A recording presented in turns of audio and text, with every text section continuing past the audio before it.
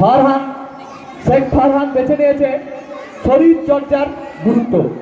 সময় দেওয়া হবে আনলিমিটেড সময় দিলাম, ঠিক আছে? আনলিমিটেড সময়, বেশি প্রতিযোগী নেই, হয়তো বেশি বলতে পারবে না কিন্তু গুছিয়ে বলতে হবে, ওকে? এই চুপ করো, একটু চুপ করো।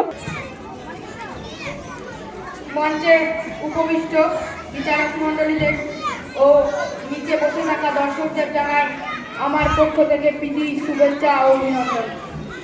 আজ এই সঙ্গের মঞ্চে আমার বক্তৃতার বিষয় শরীর চর্চার গুরুত্ব।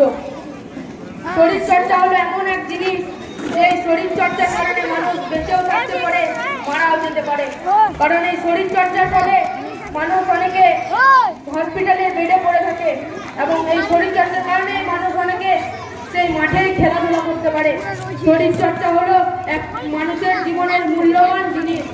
সেই শরীর চর্চা যদি না হয় তাহলে মানুষ তার যে স্বাভাবিক জীবন, সেই স্বাভাবিক জীবন মানুষ পাবে না।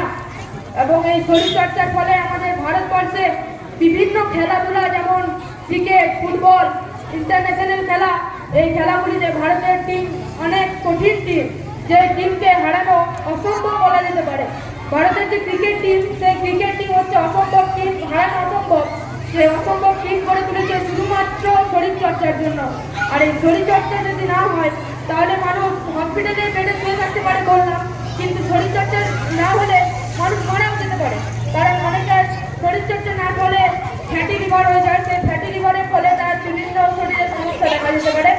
এবং এই শরীর চর্চার গুরুত্ব মানুষের জীবনে অপরিসীম।